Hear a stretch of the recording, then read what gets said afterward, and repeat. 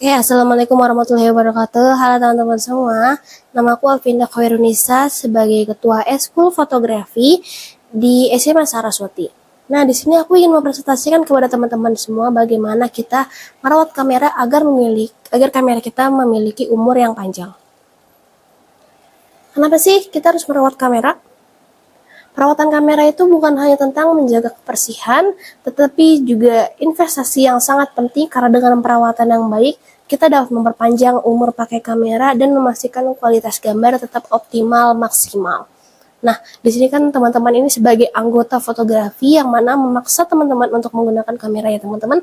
Nah, karena di sini harus menggunakan kamera, dapat dipastikan kita harus memiliki kamera yang sangat-sangat terjaga agar dapat membantu produktivitas kita dalam tim eskul fotografi. Nah, di dalam kamera itu ada 3 komponen penting yang harus kita jaga. Yang pertama ada lensa, di mana lensa ini bentuknya bulat.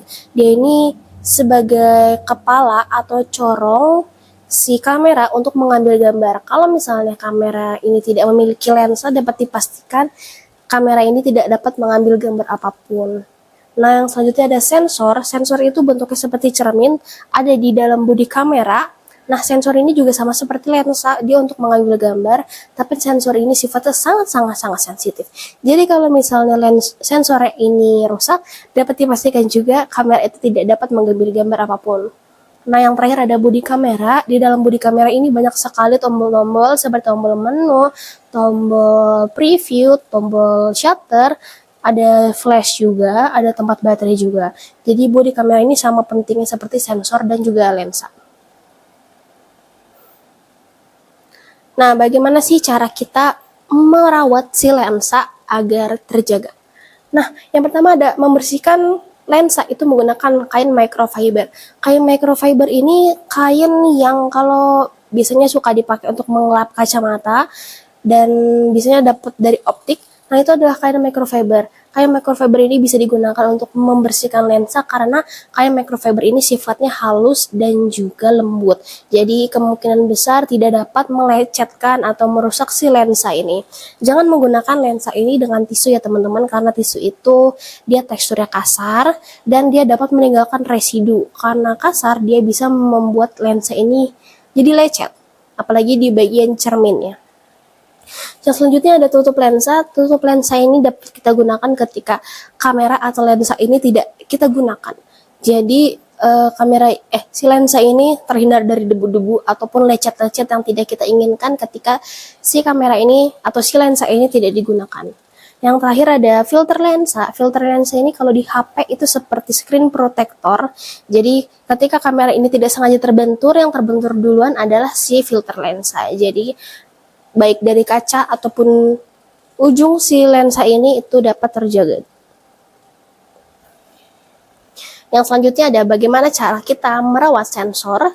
Yang pertama ada pembersih sensor.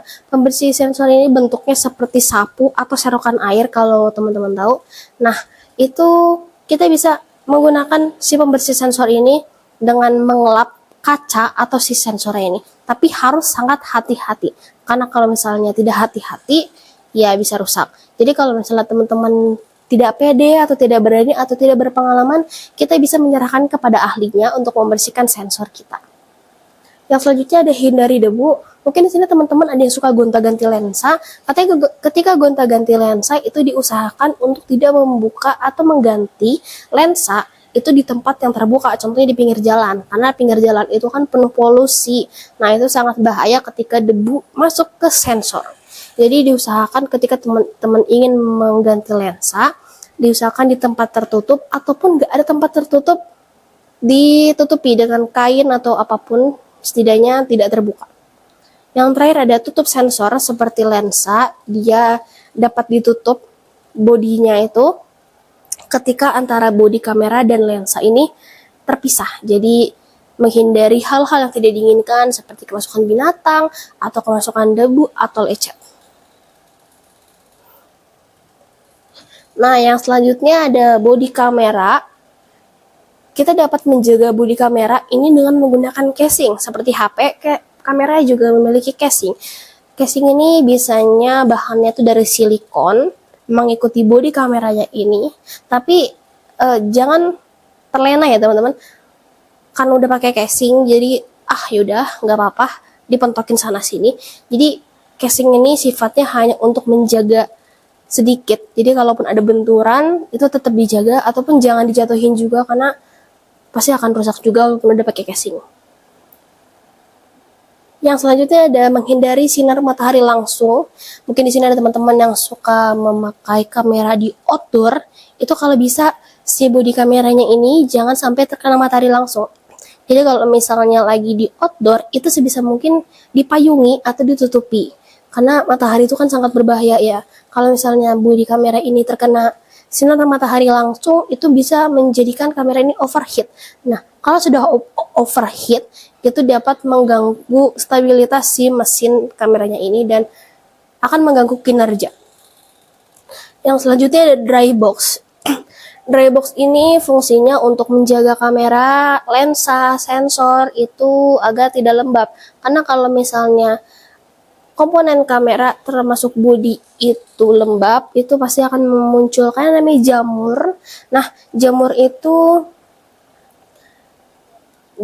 bentuknya seperti ini. Dia putih-putih di pinggirannya gini. Ini bukan debu, tapi ini jamur.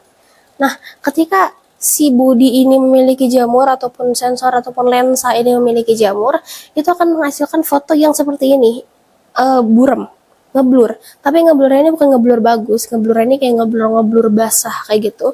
Dan atau ketika kita ngezoom, itu nanti ada bintik-bintik hitam yang harusnya jernih seperti ini tapi jadi jelek seperti ini karena ada jamur. Jadi sebisa mungkin ketika kita punya kamera, kita juga punya dry box, yang dimana isi dry box itu ada silika gel dan juga temperaturnya. Nah, yang terakhir ada melepas kamera dari body kamera, karena ketika kita melepas baterai dari kamera itu kita dapat menghindari LCD yang fitnet. Fitnet itu adalah hitam-hitam di pinggir. Ketika hitam-hitam di pinggir itu pasti akan mengganggu kinerja kita dalam melihat hasil ataupun melihat LCD. Memang tidak merusak hasil, tapi pasti akan sangat-sangat mengganggu ketika kita menggunakan kamera di outdoor karena terkena sinar matahari dan di pinggir ada hitam-hitam seperti itu.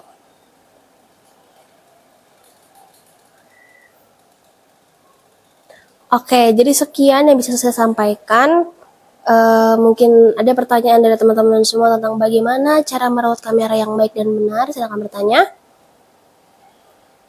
Sebelumnya terima kasih atas perhatiannya. Wassalamualaikum warahmatullahi wabarakatuh.